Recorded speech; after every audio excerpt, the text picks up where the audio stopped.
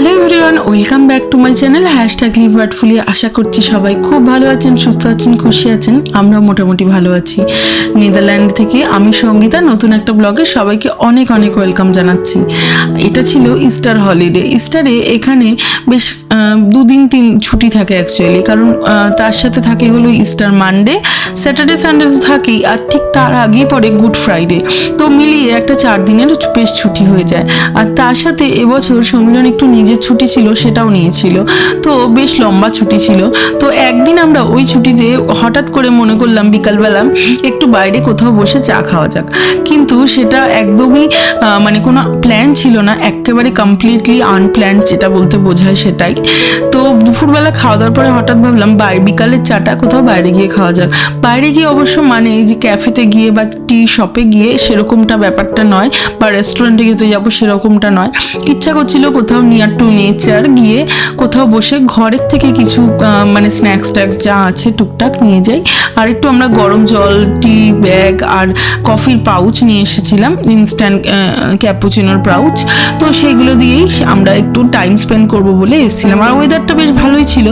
তবে আমরা এখানে আস্তে আস্তে, যেহেতু এটা জলের ধার, তাই জন্য রোদটা একটু পড়ে এসে আর একটু হাওয়াও দিচ্ছিল। তবে বসতে কিন্তু মন্দ লাগছিল না, কারণ টেম্পারেচার ছিল পজিটিভই। তো ঈশানকে জ্যাকেট ফ্যাকেট যদিও পরিয়ে এনেছিলাম, ও স্ট্রলারে বসে বেশ ভালোই এনজয় করছিল।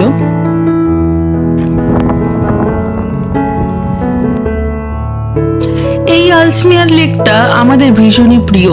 এটা অ্যাকচুয়ালি একটা লেক, কিন্তু এটা এতটাই বড় লেকটা, তো দেখে মনে হয় যেন কোনো এন্ড নেই।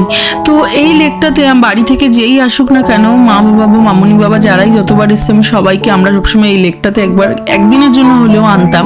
আর আমরা তো মাঝে মাঝেই আসি। আর আলসমিয়ারের সাথে আমাদের যেন একটা আলাদাই অ্যাটাচমেন্ট আছে, কারণ প্রথম যখন নেদারল্যান্ডে এসেছিলাম, তখন প্রথম যে মানে এয়ারবিএনবিতে 2 সপ্তাহ থাকার পরে আমরা যে প্রথম রেন্টেড হাউসটা নিয়েছিলাম সেটা ছিল আলসমিয়ারে। আর সেখানে আমরা 6 মাস ছিলাম। যেমন বাড়িটাও ছিল অপূর্ব, তেমন আলসমিয়ার জায়গাটাকেও লেগেছিল ভীষণ ভালো। তো ওই প্রথম 6টা মাস যেন রূপকথার মতনই সত্যি কথা বলতে কেটে গেছিল। তো ভীষণই ভালো লাগতো তখন। আর এই লেকটাতে আমি রোজ বিকালে মানে অনেক দিনই, মোস্ট অফ দ্য দিনই যখন সামার টাইমে হাঁটতে বেরোতাম, এখানের কাছে চলে আসতাম। আর এখানে এসে আমরা মাঝে মাঝেই বসতাম, বেশ ভালো লাগতো। আবার তারপরেও মাঝে মাঝে যখন দূরে চলে গেছি, তখন আমরা গাড়ি করে এসে এখানে চিপসের প্যাকেট বা কিছু স্ন্যাক্স নিয়ে এসে বসে খেয়েছি। এরকম বন্ধু বান্ধবীদের সাথেও এখানে আমরা অনেকবার এসেছি। তবে আজকের প্ল্যানটা আমরা হঠাৎ করে এসেছি বলে আমি কিছুই বানিয়ে আনতে পারিনি। আগে থেকে প্রি প্ল্যান্ড হলে ঘরের থেকে কিছু বানিয়ে আনা যায়, আর ঘরের খাবারের সাথে খেলে যেন আর একটু বেশি ভালো লাগে, যে কোনো এরকম পিকনিক টাইপ ব্যাপারে। আজকেরটা পিকনিক, চা পিকনিক বলতে পারি বা কফি পিকনিক বলতে পারি। যা ঘরে ছিল হাতের কাছে, এই ডরিটোসের প্যাকেট, বিস্কিট, যা ভালো লাগে এইসব টুকটাক নিয়ে চলে এসেছিলাম।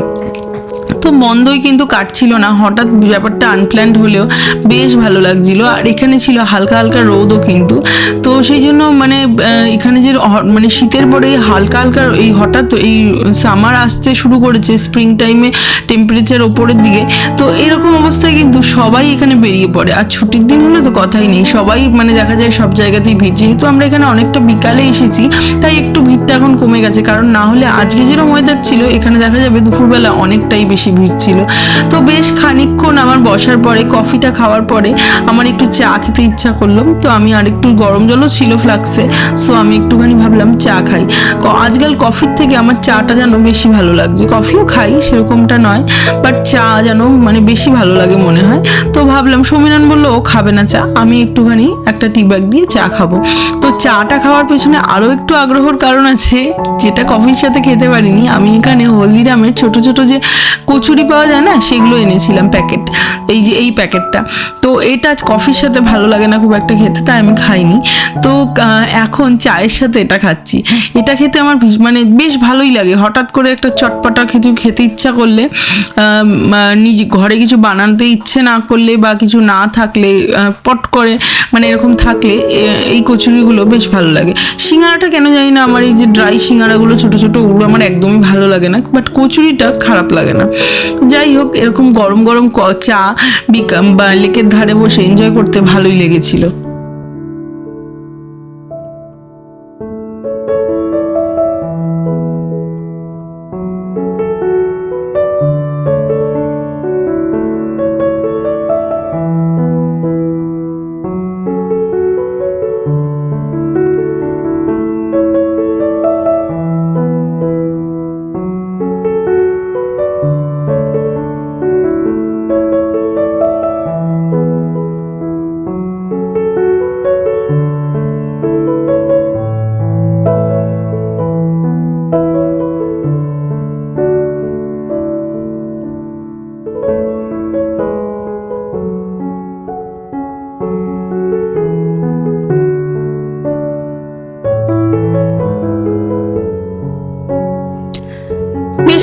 বসার পরে ভাবলাম একটু জলের পাশ দিয়ে হাঁটাচলা করা যাক, একটু হাঁটতে ভালোই লাগছিল।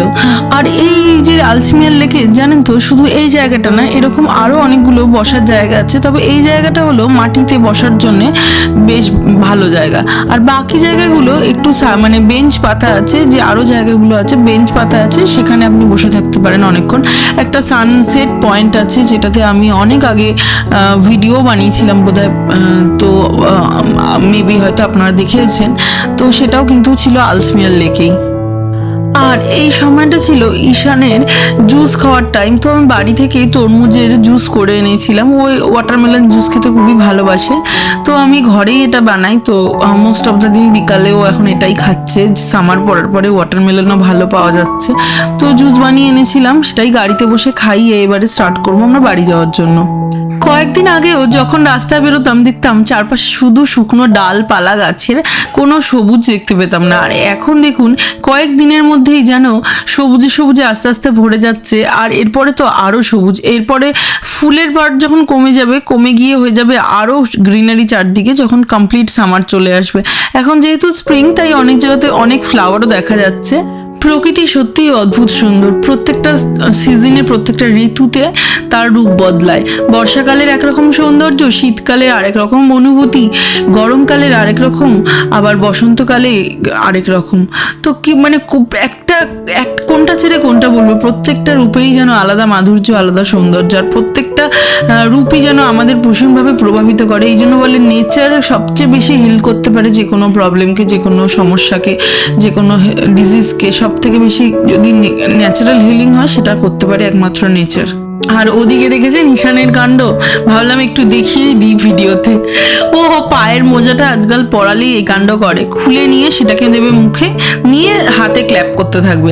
মানে মুখের ভেতর কিছু দিলে যে ও কি আনন্দ পায় ভগবান জানে, মানে খুবই এক্সাইটেড হয়ে পড়ে, মুখের মধ্যে কিছু দিয়ে বেশ হাতে ক্ল্যাপ করতে থাকবে। আর পায়ের মোজা পায়ে যে কত সময় থাকবে, আর বাকি সময় থাকবে বোধহয় মুখে, আর না হলে ছুঁড়ে বাইরে ফেলে দেবে। খুব ডিফিকাল্ট মোজা পরানো এখন হয়ে গেছে ওকে। আর বাড়িতে এসে আমি এখন চলে এসেছি কিচেনে। চা তো বাইরে থেকেই খেয়ে এসেছি, তো এসে ঢুকেই ডিরেক্ট এখন রান্না করতে লেগে পড়েছি। ঈশানের রান্নাটা আগে করে নিয়েছি, আর এখন আমাদের জন্য বানাচ্ছি একদমই হালকা পাতলা একটা মাছের ঝোল করব, সিম্পল, আলু দিয়ে বড়ি দিয়ে। আলুর সাথে দেবো আরেকটা জিনিস, সেটা হলো মূলো। আপনারা হয়তো ভাববেন যে শীতকাল তো চলে গেছে, এখন আবার মূলো কোথা থেকে, বাট এখানে না এই সাদা মূলোটা অনেক সময় পাওয়া যায়, যেটার কোনো সিজনের মানে ওপর নয়। আমি ইন্ডিয়ান দোকানে হঠাৎই পেয়ে গেলাম এই মূলো। আর আজকে আমি আলু ভাজিনি, নর্মালি আমি মাছের ঝোল বা মাংসের ঝোলের আলু আমি এয়ার ফ্রায়ারে ভেজে নিই। আর এই বড়িটা জানেন তো কলকাতা থেকে আমার শাশুড়ি মা এনেছিল, তো ওটাই ঝোলে অ্যাড করব। মনে থাকে না আসলে সব সময় যে বড়ি ইউজ করার জন্য, কারণ যেহেতু এখন আমি নিজে ঘরে বড়ি বানাই না, তো কলকাতা থেকে যে বড়িটা এসছে ওটা রেখে রেখেই খাবো। তো ঘরে যে নিজে বড়ি বানানো আছে সেটাও আমার অনেক দিন আগেকার দেওয়া বড়ি, যেহেতু ঘরের বানানো বড়ি, ওটা এখনও একদমই খারাপ হয়নি, কোনো রকম পোকাও লাগেনি, সেটাও একটু একটু করে খাওয়া হয়। তো এই একটু একটু করে রেখে রেখে খাবো ভাবলে ভেবে মনেই থাকে না অর্ধেক সময় বড়ির কথা। তো যাই হোক, আজকে আমি মনে করে বড়ি এয়ার ফ্রায়ারে ভেজে লাস্টে দিয়ে দিলাম, আর একটু কাঁচা লঙ্কাও দিলাম, আর দেবো ধনে পাতা। এই মূলোর ঝোলটাতে না ধনে পাতা দিয়ে আমাদের খুব ভালো লাগে। এই গরম গরম ঝোল আর ভাত, বাঙালির বলে না, মানে একটা কথা আছে না, ঢেকি স্বর্গে গেলেও ধান ভাঙে। তো আমরা বাঙালি, তো যেই অকেশনই হোক, মাছ ভাতের মতো মাছের ঝোল, পাতলা মাছের ঝোল ভাতের মতন বোধহয় তৃপ্তি আর কিছুতে হয় না। যাই হোক, আজকে এখন আমরা গরম গরম খেয়ে নেবো। আজকের মতো ব্লগটা এখানেই এন্ড করছি। আপনাদের আশা করি ভালো লেগেছে। যদি ভালো লেগে থাকে তাহলে অবশ্যই লাইক করবেন, কমেন্ট করবেন, আর সাবস্ক্রাইব করবেন আমার এই চ্যানেলটাকে। আমি নতুন ভিডিও নিয়ে খুব তাড়াতাড়ি ফেরত আসবো। ততক্ষণ অবধি ভালো থাকবেন, সুস্থ থাকবেন, আর খুব খুব ভালো ভালো মেমোরি বানান। টাটা, bye, thanks for watching till the and.